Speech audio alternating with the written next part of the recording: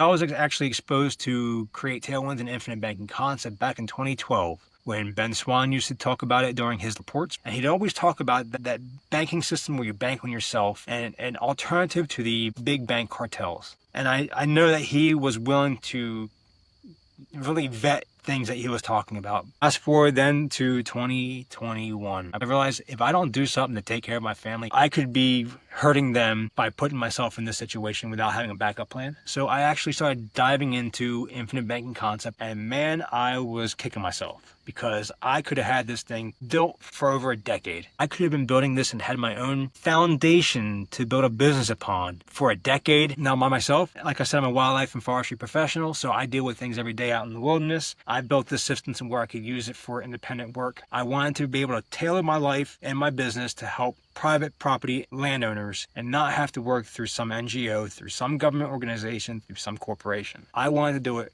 me and them, where I was not sacrificing my principles for a paycheck. So if you can see yourself doing something similar, following a path that might not be conventional, or if you want to build a business but you don't want to have to go through all the bank loans that they try to put you through, start today. Start now. Build it slow, and you'll start seeing how over time it will give you more tools than you can ever imagine needing.